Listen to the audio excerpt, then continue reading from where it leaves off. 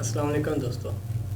आज मैं आपको IPOS के अंदर जो पॉइंट ऑफ सेल के कैशियर्स होते हैं या पॉइंट ऑफ सेल के जो यूज़र्स होते हैं वो क्रिएट करना आपको बताऊंगा और उनकी आपने परमिशन किस तरह सेट करनी है। POS के जो यूज़र्स होते हैं वो आपको POS के ऊपर क्लिक करते हैं तो यहाँ पे आपको नज़र आते हैं जो भी आपके ये जिस तरह एक POS एक अकाउंट बना हुआ है। यहाँ पे अगर ज़्यादा यूज़र या आपके कैशियर्स होंगे तो यहाँ पे उनकी लिस्ट आ जाएगी। तो अगर आपने नया कैशियर क्रिएट करना होगा तो वो आप सबसे पहले एडमिन के अकाउंट से आपने लॉगिन होना है। इसके अंदर आपने यूज़र में जाना है और यहाँ से POS यूज़र पे क्लिक करना है आपने। इसका पासवर्ड है ADMINFORMS एडमिन फॉर्म्स, एस के साथ है एडमिन फॉर्म्स। ठीक है जी। यहाँ पे आपने अगर कोई नया यूज़र क्रिएट करना होगा सबसे पहले यहाँ से आपने ऐड का बटन प्रेस करना है। कैशियर की आईडी देनी है आपने, कोई भी मिसाल के तो मैं C1 कर देता हूँ, कैशियर 1 नाम कर देता हूँ उसका, कैशियर 1 जो भी आपका कैशियर का नाम है वो देना है। यहाँ पे इसका पासवर्ड देना है आपने, मैं 1 2 3 रख देता हूँ। अगर यहाँ से आप इसको एडमिन टिक कर देते हैं तो जो भी कैशियर के राइट्स होते हैं वो सारे ऑटोमेटिकली उसको असाइन हो जाते हैं। इसलिए अगर आप उसको लिमिटेड राइट्स के साथ इसको देना चाहते हैं तो आप इसको अनचेक रहने दें। यहाँ पे इसके मुख्तलिफ परमिशंस हैं कि वो कैशियर क्या क्या रोल प्ले कर सकते हैं। सबसे पहले इसके अंदर आता है रिफ़ंड।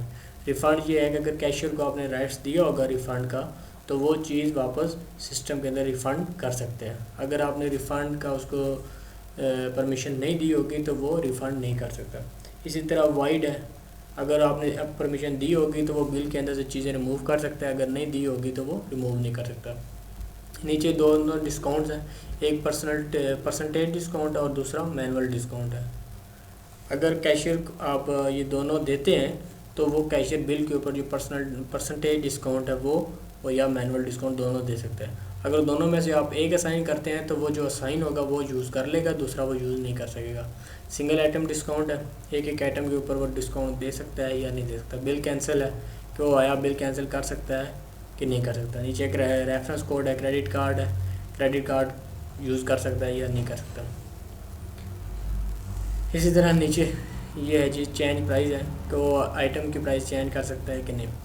सेल ऑन स्क्रीन, अगर कैशियर को कुछ लोगों ने कैशियर को ये परमिशन दी होती है कि वो अपनी सेल पॉइंट ऑफ सेल पे बैठ के वो चेक कर सकता है, उसको पीछे रिपोर्ट्स के अंदर जाने की ज़रूरत नहीं होती, वो पॉइंट ऑफ सेल के ऊपर ही अपनी रिपोर्ट चेक कर सकता है। अगर तो ये चेक होगा तो वो चेक कर सकता है अपनी सेल, अगर ये चेक नहीं होगा तो वो सेल नहीं चेक कर सकता। इसी तरह डुप्लीकेट है, डुप्लीकेट बिल है, ये नहीं कि अगर वो जो बिल वो बना रहा है वो डुप्लीकेट देख सकता है कि नहीं देख सकता। अगर चेक होगा तो देख सकेगा, अगर नहीं चेक होगा तो नहीं कर सकेगा। यहाँ से आपने इसको सेव कर दिया, यह आपका एक यूज़र क्रिएट हो गया। ये यूज़र आपको नज़र आएगा जी। यहाँ पे POS पे क्लिक करेंगे अगर तो यहाँ पे मेन्यू इस लिस्ट में बटन आ रहे हैं तो आपका ये C1 आ गया। अदरवाइज़ आप यहाँ पे क्लिक करेंगे तो भी C1 आ जाएगा और यहाँ पे आप उसका जो पासवर्ड है आपने रखा होगा वो उस पर, और ये आपका पॉइंट ऑफ सेल ऑन हो गया और ये आपका C1 से कैशियर ऑन हो गया। ये तो दोस्तों POS यूज़र क्रिएट करने का तरीका और उसको आपने रोल्स किस तरह डिफ़ाइन करने हैं।